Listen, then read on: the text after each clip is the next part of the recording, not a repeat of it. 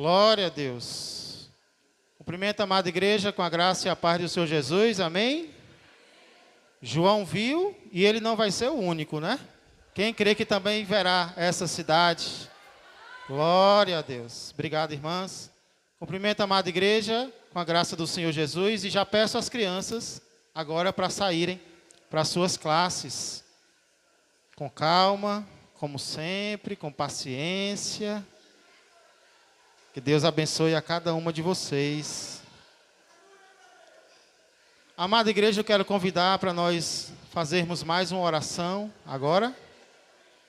Pedindo a Deus que continue cuidando das nossas vidas, como Ele tem feito até aqui. Amém? Curve a sua cabeça, vamos orar mais uma vez.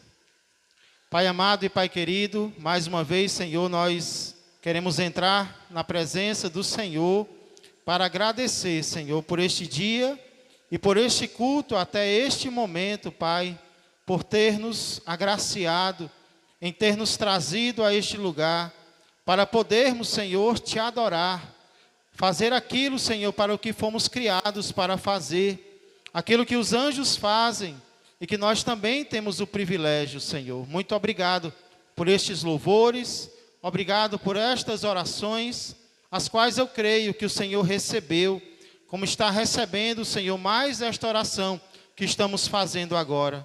Pedindo agora que o Senhor continue falando aos nossos corações, como tem falado até este momento. Continua nos acalmando, Senhor, na Tua presença, para que estejamos com o coração aberto para ouvir a Tua voz e sermos transformados, Senhor, por meio dela. Pois tudo isso eu peço e já agradeço. Em nome de Jesus Cristo. Amém, amém e amém. Glória a Deus. Quem aqui já ouviu falar na cidade de Nova Jaguaribara? Teve alguém? Já ouviu falar na cidade de Nova Jaguaribara? Ninguém. Opa, tem ali uns assistidores de jornal, né? Glória a Deus. Para quem não sabe, vai ficar sabendo agora, que mais ou menos há 20 anos atrás, uma cidade aqui do Ceará precisou ser realocada.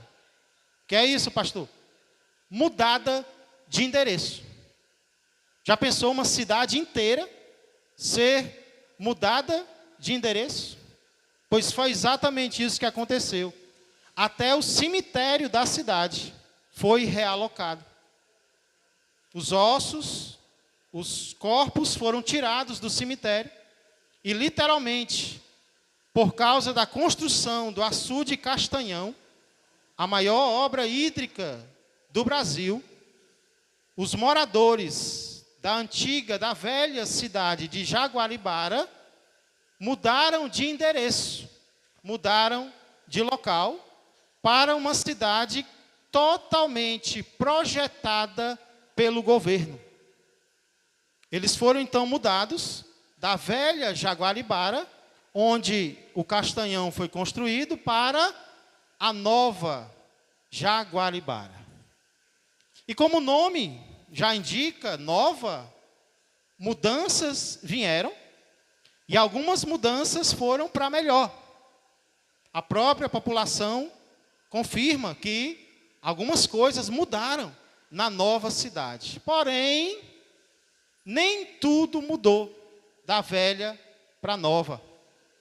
Ainda há reclamações dos antigos moradores, dizendo que a cidade mudou de endereço, a cidade mudou de lugar, mas tem coisa que ainda não aconteceu, tem coisa que ainda não melhorou, tem coisa que ainda precisa mudar. E querem saber a verdade? Assim sempre vai ser com cada cidade que o ser humano decidir construir. Cada lugar que o ser humano decidir construir, mesmo recebendo o nome de novo, ainda vai ter muita coisa precisando mudar. Ainda vai ter muita coisa precisando melhorar. Por quê? Porque foi o homem que construiu. Foi o homem que projetou. É o homem que mora lá. Então, tudo aquilo que o homem faz, tudo aquilo que o homem projeta, tudo aquilo que o homem constrói, sempre vai precisar de melhorias. Porém, esse não é o caso com aquilo que Deus constrói. Esse não é o caso com a cidade que Deus projetou. E é sobre outra nova cidade, que também começa com a letra J, que nós vamos meditar nessa noite. Não a nova Jaguaribara, e sim a nova Jerusalém.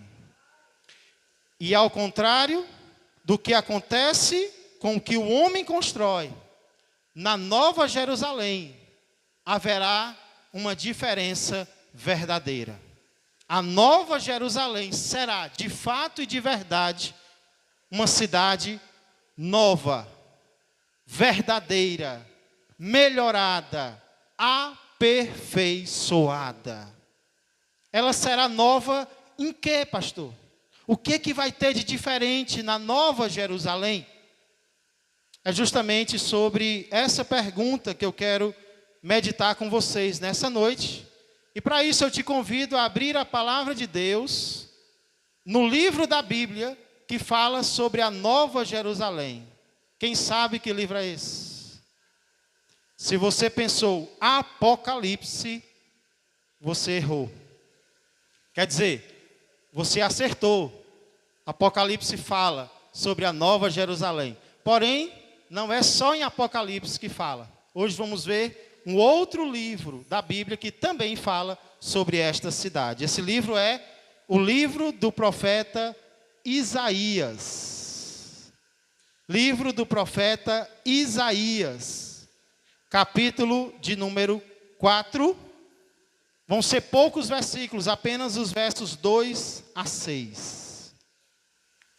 Se você está nos visitando essa noite, seja bem-vindo em nome de Jesus.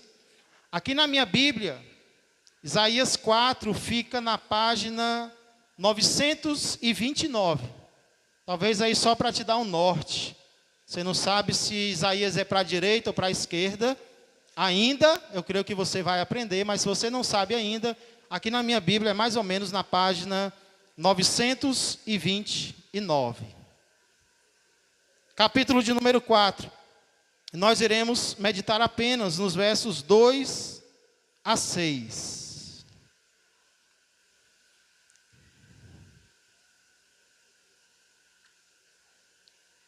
Lembrando que, nos versos anteriores, final do capítulo 3, primeiro versículo do capítulo 4, o profeta Isaías falou sobre uma Sião caída, sobre uma Jerusalém derrubada. Derrubada por quê? Por causa dos seus próprios pecados. Os nossos pecados, eles trazem o juízo de Deus sobre nós. Eles trazem o julgamento do Senhor. E é exatamente sobre isso que os versos anteriores falam. Sobre uma cidade que estava destruindo a si mesma, destruindo a si própria. Porém aqui, Deus não termina com o juízo. O juízo de Deus não é a única ou a última palavra dele para o seu povo. A última palavra de Deus para o seu povo não é juízo, é salvação. Por isso aqui, no capítulo 4, versos 2 a 6, o profeta Isaías vai falar sobre um novo dia. Ele vai dizer, mas naquele dia, o velho será substituído pelo novo. O antigo será substituído pelo melhorado de Deus. Aí você pergunta, pastor, que novo dia vai ser esse? Em que Deus vai transformar o seu povo, em que Deus vai transformar a cidade de Jerusalém em uma nova Jerusalém, que é um símbolo da presença de Deus com o seu povo. Quando isso vai acontecer? Preste atenção. A maioria das profecias bíblicas tem um duplo cumprimento. Que duplo cumprimento é esse, pastor? Muitas delas se referem a algo próximo e a algo distante. Então, pegando aqui essa profecia da Nova Jerusalém, nós podemos dizer que ela se referia a algo que estava prestes a acontecer naquela época, ou seja, quando o povo voltasse do castigo, voltasse do cativeiro, alguns sobreviveriam. E Deus vai falar sobre a situação deles agora, aqui em Isaías capítulo 4. Porém, esse texto também se refere a um cumprimento distante, quando o Senhor Jesus voltar a esta terra e estabelecer aqui na terra o seu reinado, a sua nova Jerusalém espiritual. Nós queremos então meditar nesses versos, vendo tanto como esse texto se aplica aos nossos dias, os dias de hoje, como também como ele se aplica a quando o Senhor Jesus voltar para buscar a sua igreja. Amém? Então fica com esse olhar para o presente, mas também com um olhar para o futuro, para quando o Senhor Jesus regressar. Pensando nisso, então, pergunta é: o que a Bíblia diz que a Nova Jerusalém será? O que a Bíblia diz que a Nova Jerusalém vai ser? A Nova Jerusalém será um lugar, em primeiro lugar, de prosperidade divina. A Nova Jerusalém será um lugar de prosperidade de Deus. Nós vemos isso no verso de número 2. Acompanha comigo. Isaías capítulo 4, verso de número 2, diz assim: naquele dia, o renovo do Senhor será de beleza e de glória, e o fruto da terra, orgulho e adorno para os de Israel que forem salvos. Oremos mais uma vez. Mais uma vez, Pai amado e Pai querido, nós entramos na Tua presença, agora já tendo lido, Senhor, uma parte da Tua palavra, com muita humildade no nosso coração, Senhor, nós queremos dizer que precisamos, que necessitamos, Senhor, que carecemos da iluminação do Teu Santo Espírito em nosso coração, Senhor, em nossa mente.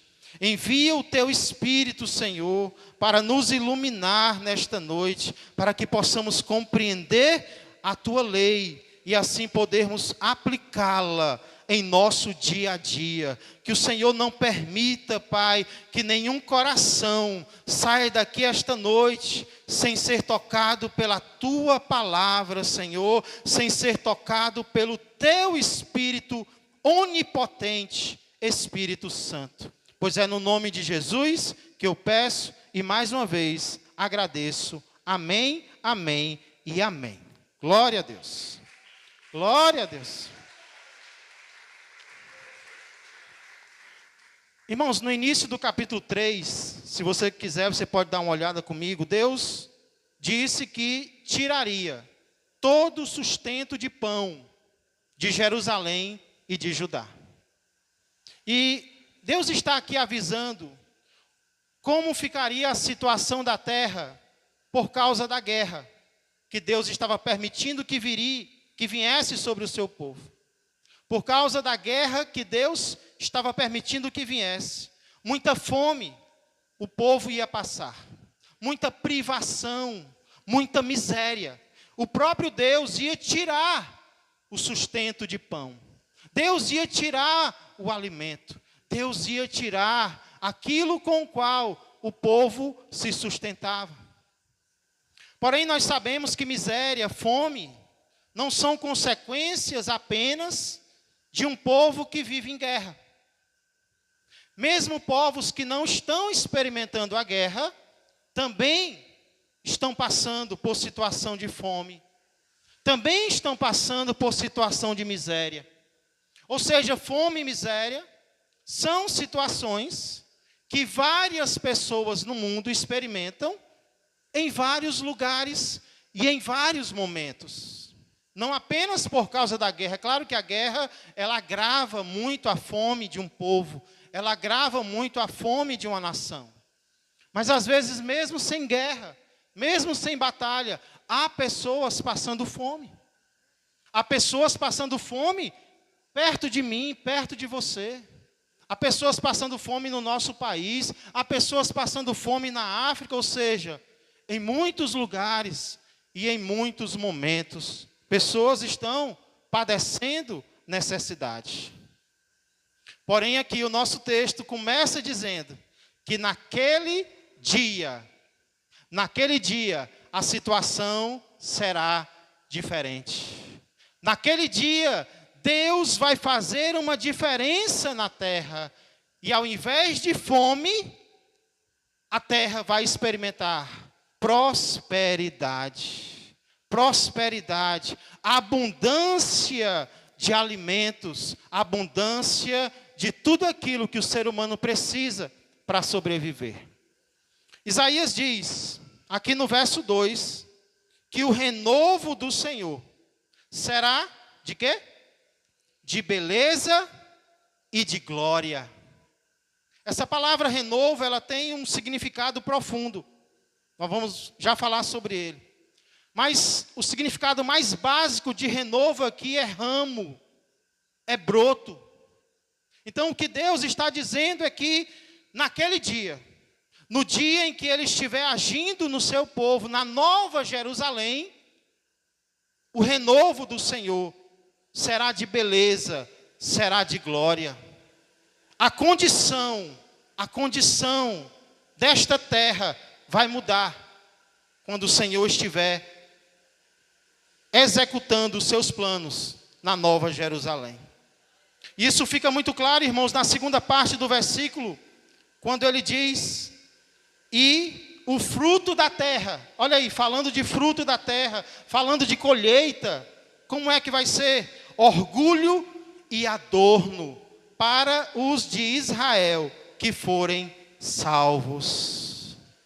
Orgulho e adorno, o fruto da terra vai trazer orgulho. Não mais vergonha, não mais a fome, não mais a escassez. Na verdade, a situação será totalmente diferente. Vai ser uma situação agora de beleza, de glória, de orgulho, falando de coisas da terra mesmo, falando de plantação, falando de colheita. A Nova Jerusalém, então, ela será marcada pela prosperidade. E aí eu pergunto para vocês, quando é que isso aqui vai se cumprir? Na verdade, quando é que isso aqui começa a se cumprir? E talvez o seu primeiro pensamento é distante, quando Jesus voltar.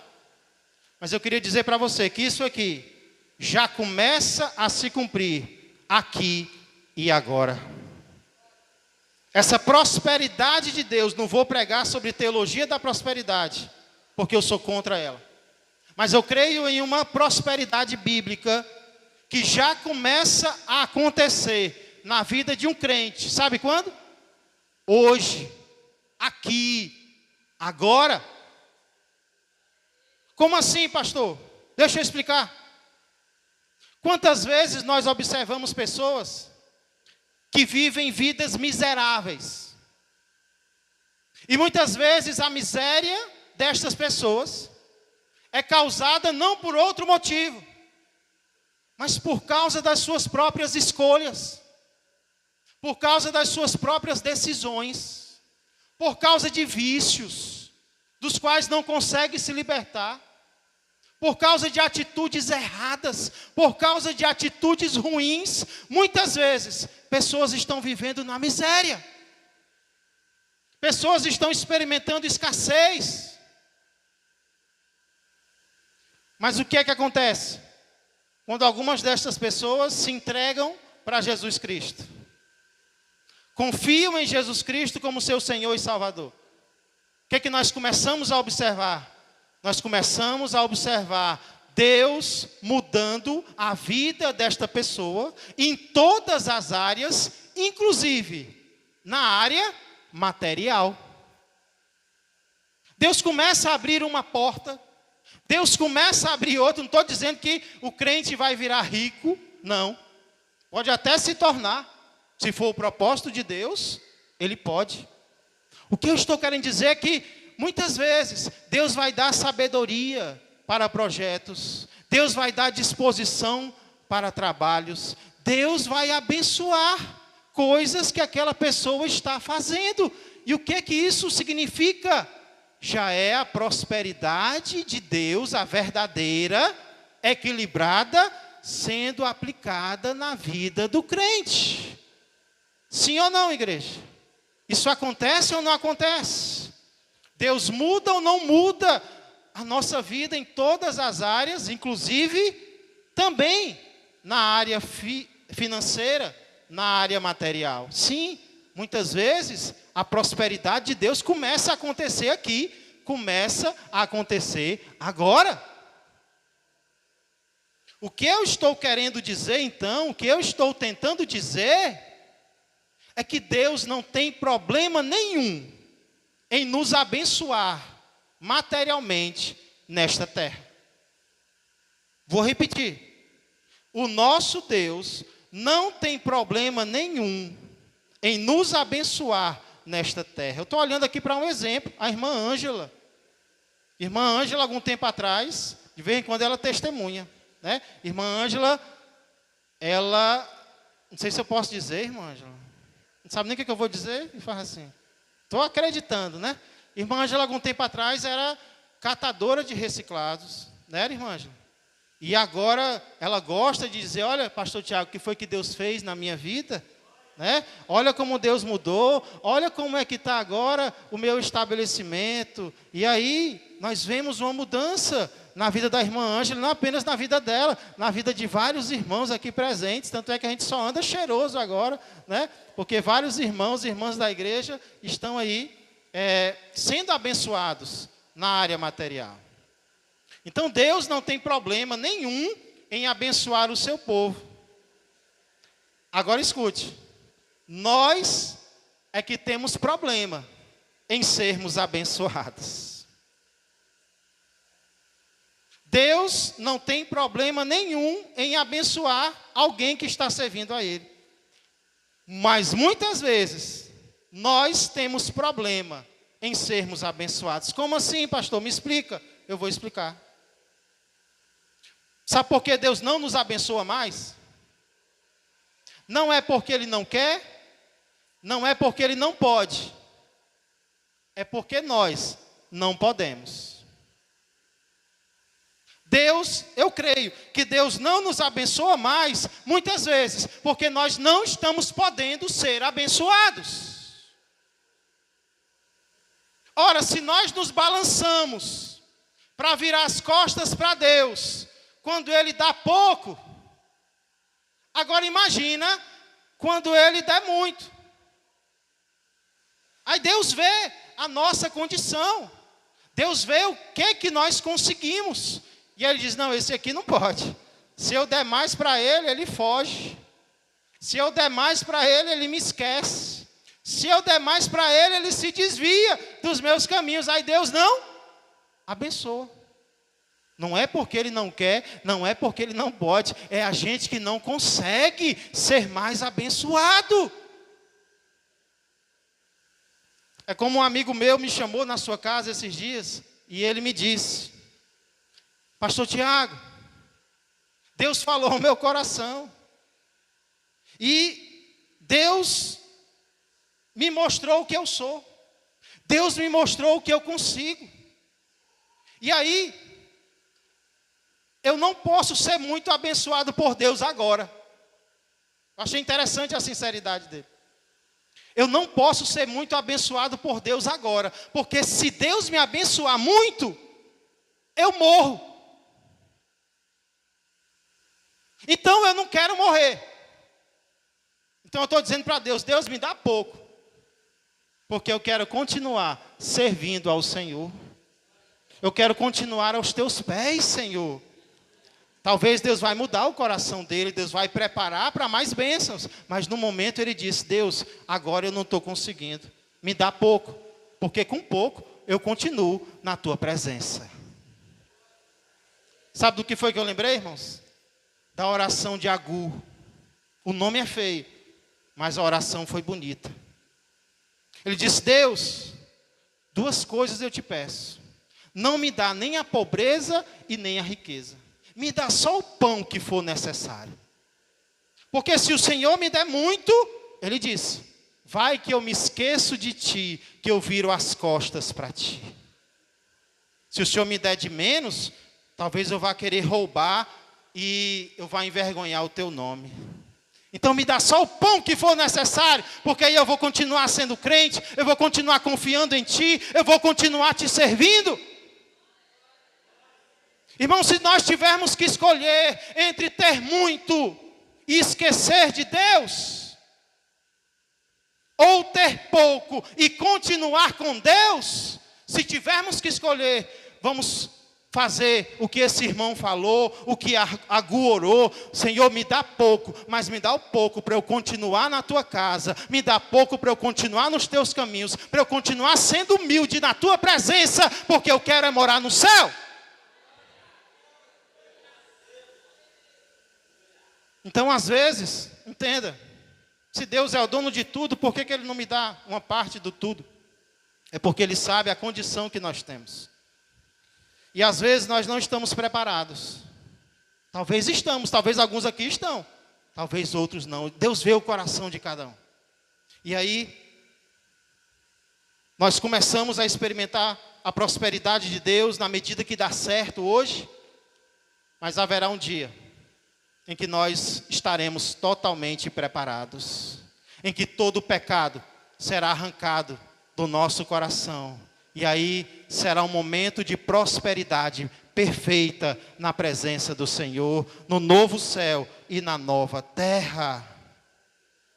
Falando sobre a nova Jerusalém que descia do céu, João, que viu, também testificou dizendo: as 12 portas são pérolas. Já pensou uma cidade onde as 12 portas são pérolas? E cada uma dessas portas de uma só pérola. Olha o tamanho dessa pérola. É o que vai ser a porta da nova Jerusalém. Agora escute. A praça da cidade é de ouro puro, como vidro transparente. No Antigo Testamento diz que Salomão foi um rei tão rico, mas tão rico, que prata era que nem pedra no reino dele. Só que o céu é maior do que a terra. E um dia a nova Jerusalém vai fazer do ouro. Vai ter tanto ouro, mas tanto ouro, que vai ser ouro que nem se fosse pedra. Nós vamos pisar no ouro. Aquilo pelo qual as pessoas se matam hoje, se vendem, um dia vai ser o nosso piso, um dia vai ser o nosso chão. Essa é a nova Jerusalém que Deus está preparando para aqueles que confiam nele. Um local de prosperidade divina, prosperidade verdadeira, prosperidade que vem de Deus. Quantos creem neste lugar? Quantos creem nesta cidade? Mas é só o começo. Essa não é a bênção maior, viu? Da nova Jerusalém. Aqui em Isaías 4 nós vemos que a nova Jerusalém também será um lugar de pureza divina, santidade. Porque Deus é santo, igreja. E Ele é Pai. E é normal que aquilo que Ele é, Ele também queira que nós sejamos. E nós vemos esse desejo de Deus em várias ordens. De Levítico ele diz: sede santos, porque eu sou santo. Lá em Pedro ele vai dizer: sede santos, porque eu sou santo.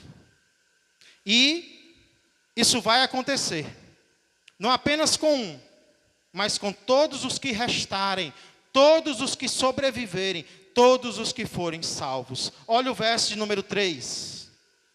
Isaías 4:3 diz: será que os restantes de Sião, é uma profecia, e os que ficarem em Jerusalém serão chamados, o quê?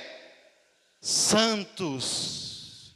Aquela Jerusalém que tinha filhas de Sião impudentes, terá os seus moradores chamados de santos. Todos os que estão inscritos em Jerusalém para a vida.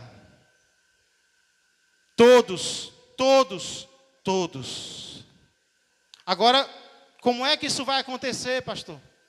Como é que uma cidade outrora tão pecaminosa, tão pecadora, vai se tornar uma cidade pura? Pessoas acostumadas ao pecado vão se tornar pessoas santas. Olha o verso de número 4. Como Deus vai fazer isso? Quando o Senhor lavar a imundícia das filhas de Sião e limpar Jerusalém da culpa do sangue do meio dela, com o espírito de justiça e com o espírito purificador. O sangue aqui representa os pecados. O sangue derramado nas ruas simboliza as injustiças que o povo estava cometendo, as maldades que eles estavam cometendo, o sangue que eles estavam derramando uns dos outros, porque não havia amor na velha Jerusalém.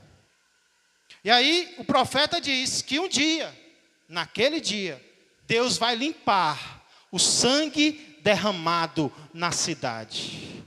Deus vai limpar a imundícia da cidade. É o próprio Deus que lava o ser humano. É o próprio Deus que limpa, que possibilita que o ser humano seja transformado. E como é que isso vai acontecer, pastor? Primeiramente, de forma negativa, escute isso. Deus vai limpar através do juízo. Deus vai limpar através da disciplina. Porque é através da disciplina que Deus nos faz crescer espiritualmente. Muitas vezes é através da peia, que a gente não gosta. Muitas vezes é através da disciplina, Deus vai nos purificando, Deus vai tirando os nossos pecados. Talvez você está sendo disciplinado por Deus, por algo que você fez de errado. Não fica desanimado, pelo contrário, agradece ao Senhor, porque se você não fosse filho, Deus não estava disciplinando você. Deus não disciplina bastardos, Deus disciplina os seus filhos. Então, se você está sentindo a disciplina do Senhor, saiba que é o Senhor te purificando dos seus pecados, é o Senhor te aperfeiçoando mais e mais. Porém, de forma positiva, aqui diz que Ele vai fazer isso através do Espírito. Espírito de julgamento, mas também Espírito purificador. E quem é esse Espírito purificador, senão o próprio Espírito Santo de Deus? Deus quer nos purificar, igreja. E Deus pode nos purificar. Então aqui está apontando para um momento. E que momento vai ser esse? Em que Deus vai purificar o seu povo. E eu digo, isso aqui tem que começar a acontecer hoje. Isso aqui tem que começar a acontecer agora. Porque lá, em 1 Coríntios, capítulo 6, verso 11, do 9 ao 11, Paulo vai dizer: não vos enganeis. E ele vai citar uma série de pecados. Nem adúlteros, nem beberrãos, os injustos não herdarão o reino de Deus. Aqueles que querem continuar na prática dos seus pecados, não vão entrar nessa nova Jerusalém. Só que aí no verso 11 ele diz: tais fostes alguns de vós. Vocês eram assim, mas vocês se lavaram, mas vocês foram santificados, mas vocês foram purificados no sangue do Senhor Jesus e no Espírito do vosso Deus. No sangue de Jesus e no Espírito de Deus, há pureza para mim e para você em todas as áreas da nossa vida. Isso tem que começar a acontecer agora, igreja. Essa profecia tem que começar a se cumprir nos nossos dias. Nós temos que nos tornar pessoas diferentes. Ei, o crente tem que ser ex. O crente tem que ser ex um monte de coisa. Porque Paulo diz, vocês eram assim. O crente tem que ser ex-beberrão e não pode ter vergonha de dizer isso. O crente tem que ser ex-adúltero. O crente tem que ser ex-homossexual. O crente tem que ser ex-isso, ex-aquilo, ex um bocado de coisa. Porque Paulo diz, não vos enganeis. Quem continua na prática destes pecados não herdará o reino dos céus. Nós não podemos aceitar Jesus e continuar do jeito que nós éramos. O convite de Jesus é, venha como está. Não precisa tirar nada, nem vestir nada para aceitar Jesus. É do jeito que você está aí.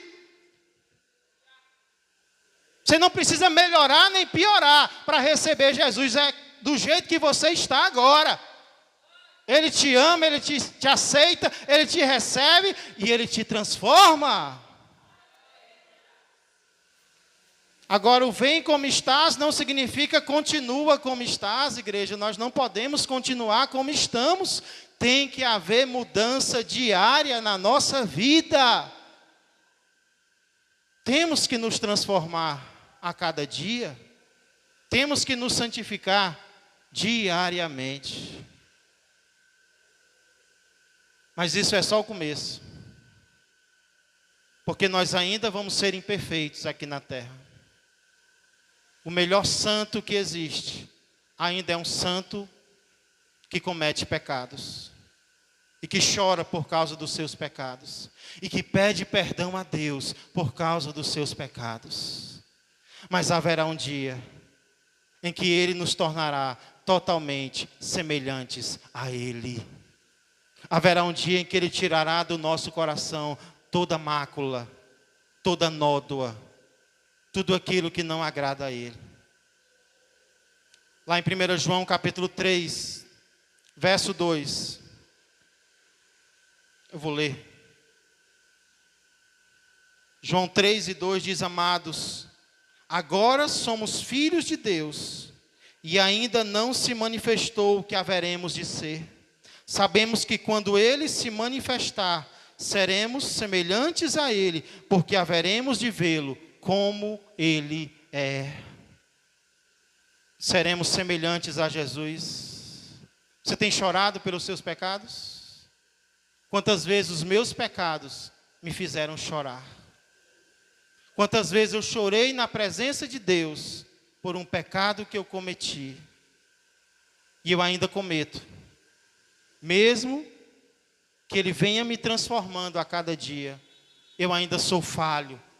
Eu ainda sou pecador. Quem também reconhece que ainda é falho, que ainda é pecador, isso não é desculpa para pecar, é reconhecimento de que nós ainda falhamos. Ei, mas sabe, uma das maiores bênçãos da Nova Jerusalém é que o pecado será tirado da nossa presença. Nós não precisaremos mais viver em um mundo cheio de desobediências a Deus, em um mundo cheio de pecado, porque Ele vai nos libertar de toda e qualquer natureza pecaminosa, nem desejo de pecar mais, eu e você teremos na Nova Jerusalém. Por isso nós seremos chamados de santos do Senhor. A Nova Jerusalém será uma cidade de pureza, e não é uma pureza qualquer, é a pureza que vem de Deus, é uma pureza divina. Nós temos que parecer com Cristo, igreja. E é muito bom dar testemunho com palavras. Mas é melhor ainda quando alguém percebe que nós somos de Cristo sem dizermos uma palavra sequer.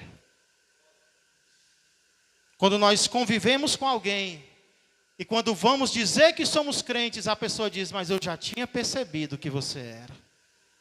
Eu já tinha percebido algo diferente em você.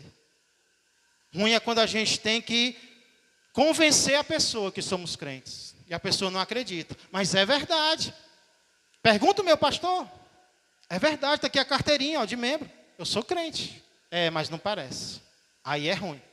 Bom é quando nós, de boca fechada, testemunhamos a diferença que Cristo faz na nossa vida. E é isso que Ele quer fazer na minha vida e na tua vida. Nova Jerusalém será um lugar de prosperidade. A Nova Jerusalém será um lugar de pureza. Em terceiro lugar, a Nova Jerusalém será um lugar de presença divina. Presença de Deus. Olha o verso de número 5. Isaías 4 e 5 diz: criará o Senhor sobre todo o monte de Sião e sobre todas as suas assembleias uma nuvem de dia e fumaça e resplendor de fogo chamegante de noite, porque sobre toda a glória se estenderá um dossel e um pavilhão. Nuvem e fogo lembram a presença de Deus com o povo de Israel no deserto. O povo de Israel fugindo do Egito, sendo cercado por nações inimigas. Parecia que ele estava só, mas não estava. Ali a nuvem e a coluna de fogo representavam a presença do Senhor com o seu povo. E o que Isaías está dizendo aqui, naquele dia, isso vai voltar a acontecer. A presença do Senhor será notória com o seu povo. E quando é que isso vai acontecer, pastor? Quando é que isso vai acontecer? Promessa de Jesus é que hoje Ele está conosco. Em Mateus 28 e 20, depois de dizer que vão e façam discípulos de todas as nações, batizando-os em nome do Pai, do Filho e do Espírito Santo, ensinando-os a guardar todas as coisas que vos tenho ordenado, Ele diz: e eis que eu estou convosco todos os dias até a consumação do século. Um crente não precisa estar no meio de uma multidão para não se sentir sozinho. A presença do Senhor com Ele já basta. Nós não estamos sozinhos, mesmo que pareça que nós estamos. O Senhor disse, e Ele é verdadeiro: eu estou com vocês todos os dias, nos dias fáceis e nos dias difíceis, até que o mundo se acabe.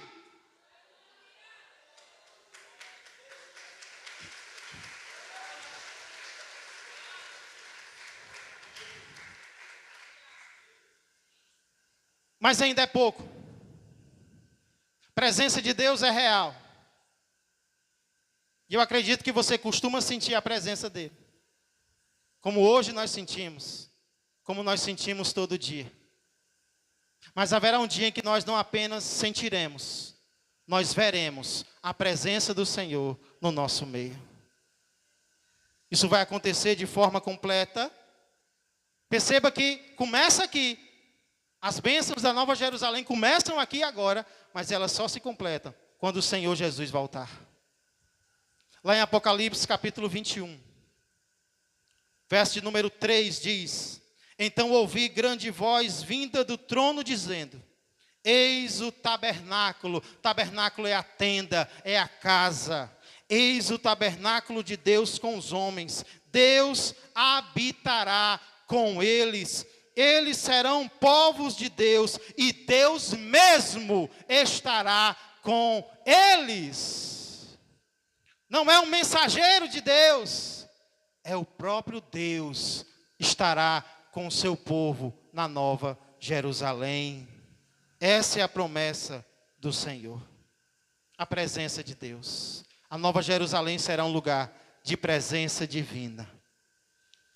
Para concluir, a Nova Jerusalém também será um lugar de proteção de Deus. Olha o verso de número 6. Os quais serão, falando do dossel e do pavilhão, os quais serão para a sombra contra o calor do dia e para refúgio e esconderijo contra a tempestade e a chuva. Preste atenção. Por causa da sua própria desobediência, o povo de Israel, da época de Isaías, havia ficado desprotegido. Precisamos ter cuidado com as nossas decisões, porque a proteção de Deus é real. Mas às vezes as nossas decisões erradas fazem com que nós nos coloquemos debaixo de perigos. Ah, pastor, mas o Salmo 91 promete que nenhuma praga pegará você, você vai estar protegido do calor, você vai estar protegido da doença, você vai estar protegido dos dardos. Mas olha o primeiro versículo do Salmo 91. Para quem são todas aquelas promessas? É para qualquer um? Não. Aquele que habita no esconderijo do Altíssimo, à sombra do Onipotente, descansará. Para quem são aquelas promessas? Para quem se esconde debaixo da presença do Senhor, para quem habita no esconderijo que o Altíssimo preparou. É para quem corre para o Senhor, é para quem confia no Senhor, é para quem segue as orientações do Senhor. Então, por causa das suas próprias decisões erradas de rejeitar o Senhor, o povo ficou desprotegido para a vinda dos inimigos. Porém aqui, o profeta diz que naquele dia, a proteção do Senhor seria real.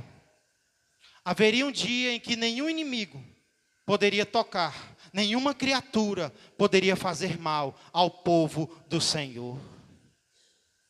Quando é que isso começa, igreja? Quando é que isso começa? Quando é que a proteção de Deus começa na minha vida e na sua vida? É só quando a gente chegar no céu?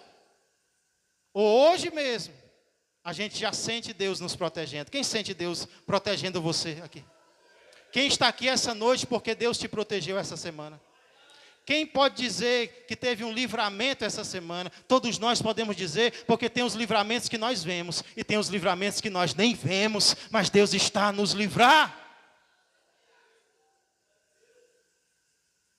Eu acho lindo o Salmo 34, 19. Muitas são as aflições do justo. Quer vida fácil? Não tem. Muitas são as aflições do justo, mas o restante do versículo diz: porém o Senhor de todas o livra. Deus tem poder para nos dar livramento em toda e qualquer situação que nós passarmos. O que eu estou querendo dizer é que só vai acontecer na nossa vida aquilo que Ele permitir. Só o que Ele permitir. Isso já é o começo da proteção do Senhor que nós experimentamos aqui nessa terra.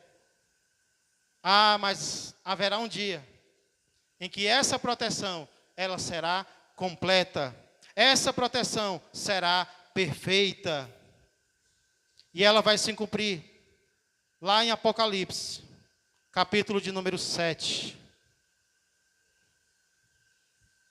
Vou ler para você, Apocalipse, capítulo 7. Olha que texto lindo da palavra do Senhor.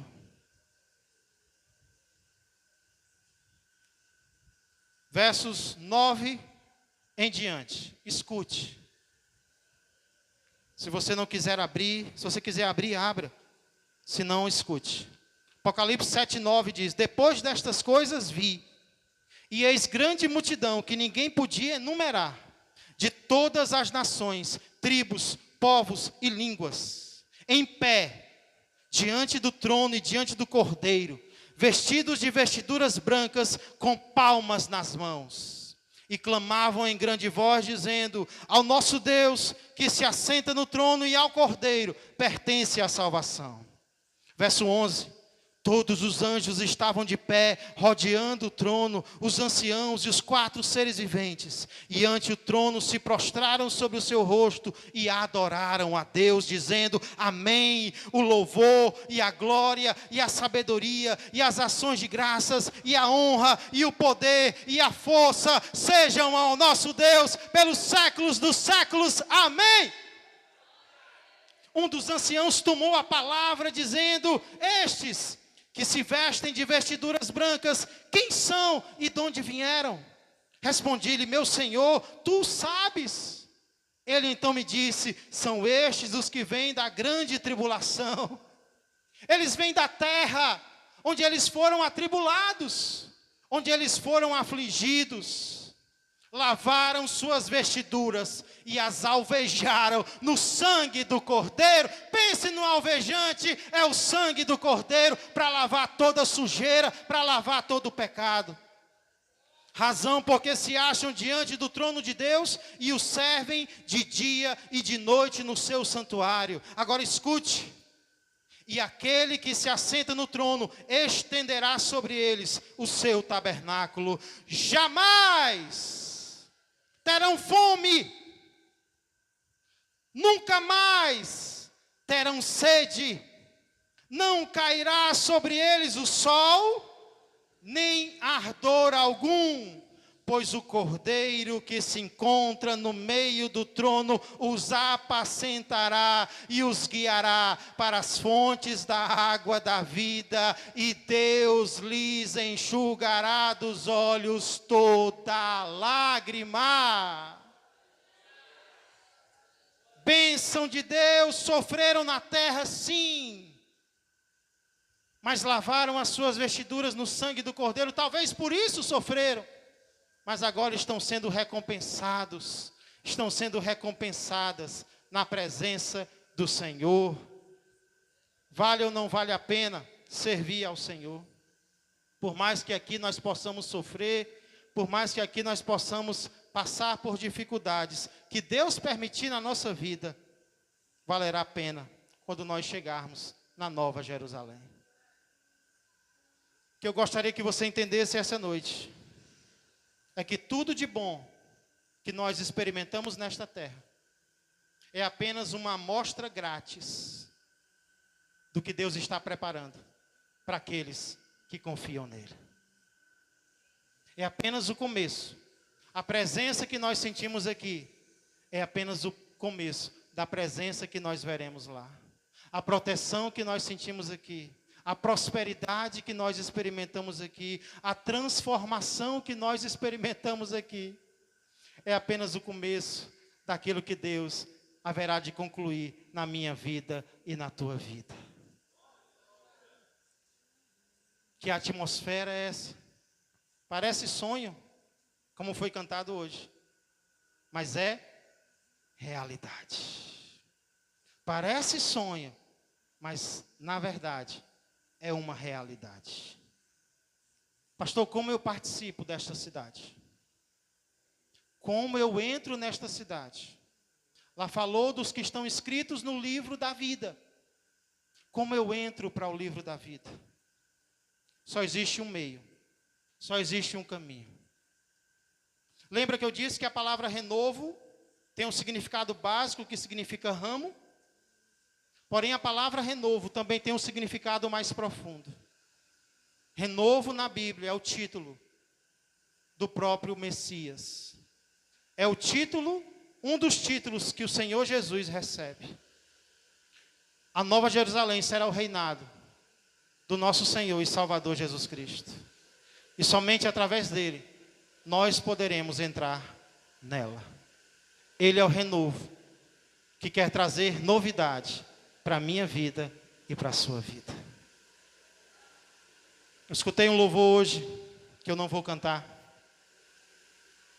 mas a letra dele diz exatamente isso. O título é Jerusalém, do cantor Anderson Freire. Jerusalém, Jerusalém, Jerusalém, Jerusalém, ó nova Jerusalém, sem gigantes para expulsar, ó, lá não tenho como me perder, mas aqui eu tenho que vencer. Ó nova Jerusalém, falta pouco para eu lhe ver. Ó, ao invés de espiar você, Deus revelou para João um pouco de você. Será que Deus já enviou o maná no deserto para alimentar sua casa que sofreu? Mas dessa vez o pão vivo Ele enviou para ser o meu libertador. No Egito me buscou, meu céu, nova Jerusalém. Depois da luta, minha recompensa vem. Adoro aquele que veio me libertar. Com ele, a chave da cidade está. Aquele que nos salvou tem a chave da nova Jerusalém. Ele é o nosso Senhor. Ele é o nosso Salvador. Certa vez ele disse para os discípulos: não se turbe o vosso coração. Crede em Deus, crede também em mim. Na casa de meu pai há muitas moradas. Se assim não fora, eu vos teria dito, pois vou preparar-vos lugar. E tem gente que acha que Jesus está construindo mansões celestiais até hoje. Não. Quando ele diz, eu vou preparar-vos lugar, ele está dizendo, eu vou preparar o caminho para que vocês possam ir para lá. Ele estava dizendo, eu vou agora para a cruz, porque eu vou preparar o caminho para que vocês também possam ir para este lugar. E aí Tomé pergunta, Senhor, nós não sabemos para onde vais, como saber o caminho? Ele diz, eu sou o caminho, a verdade e a vida. Ninguém vem ao Pai a não ser por mim. Ele é o construtor, Ele é o Salvador, Ele é o caminho para a nova Jerusalém. A chave está na mão dele, e aqueles que creem nele habitarão com ele. Curve a sua cabeça. Enquanto nós estamos louvando ao Senhor, eu gostaria de te desafiar a tomar 2 decisões esta noite. E a primeira decisão que eu desafio você a tomar é: decida morar neste lugar. Decida que você vai para este lugar, que não é um sonho, mas é uma realidade. Deus pode transformar você. Deus quer transformar você. Não pense que as coisas desta terra são as coisas mais maravilhosas que existem. Elas são apenas o começo do que Deus quer, do que Deus preparou para aqueles que o servem. Se você não tomar a decisão de entrar neste lugar, você não vai entrar. Porque Jesus disse, porfiai, por entrar pela porta estreita. Porfiar é lutar. Lutar contra si mesmo, lutar contra as suas vontades, lutar contra os seus vícios, as suas práticas, os seus pensamentos. É a luta que deve estar havendo agora. É a luta de você contra você mesmo para ir para este lugar. Deus ama você. Deus quer habitar com você. Mas o pecado quer te afastar de Deus. O inimigo quer te afastar de Deus. Não permita que isso aconteça. Tome uma decisão firme no seu coração agora. Eu vou para este lugar. Hoje eu começo a ir para este lugar. Hoje eu continuo indo para este lugar. Nada vai me afastar da nova Jerusalém. Tome essa decisão agora. Não se contente com as coisas desta terra. Deus preparou uma cidade nova para você. Decida ir para lá. Não pelos seus méritos, não pelos seus merecimentos, mas pela morte de Jesus Cristo na cruz do Calvário. Ele pagou o preço da entrada por você. Segunda decisão que eu desafio você a tomar esta noite é: decida manifestar esta cidade. É tão triste quando nós dizemos que vamos para o céu, mas não nos parecemos com quem está indo. Dizemos que seremos salvos, mas não nos parecemos com quem está sendo salvo. Continuamos as mesmas pessoas, semana após semana, dia após dia. Entramos e saímos da igreja, e nada de novo se manifesta em nós. Dê um basta nisso. Diga: Deus, eu quero ir para o céu. E eu quero que o Senhor manifeste o céu na minha vida a partir de agora. Eu quero que o céu se manifeste no meu coração, Senhor, me transformando, me dando pureza, me libertando dos meus pecados. Eu quero que as pessoas vejam que eu não sou daqui, que Ele está preparando um lugar especial para mim. Renda-se ao Senhor esta noite. Enquanto nós estamos adorando aquele que venceu, se você crê que tudo isso aqui é verdade, e que na verdade eu nem preguei tudo aquilo que o céu será, mas você crê no que Jesus diz, e você aceita o convite dele para morar com ele e ter os seus pecados perdoados a partir de agora. Quero convidar você, enquanto estamos adorando ao Senhor, para dar um passo de fé na direção da Nova Jerusalém. Talvez você já se rendeu a Cristo no passado, mas tenha andado distante dele, tenha andado nos seus próprios pecados, e hoje você se arrepende e quer voltar para os braços de Deus. Talvez você nunca tomou essa decisão verdadeiramente, tem ouvido a palavra, mas ainda não se rendeu, e hoje você quer abrir o seu coração para que Jesus entre nele e faça morada.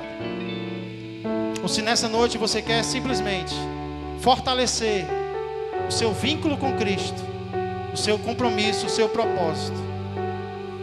Se você está tomando uma destas decisões, e se ela é sincera, eu quero convidar, enquanto estamos entoando um cântico ao Senhor, vem até o altar, e no final nós estaremos orando uns pelos outros. Não tenha vergonha de aceitar o chamado de Deus.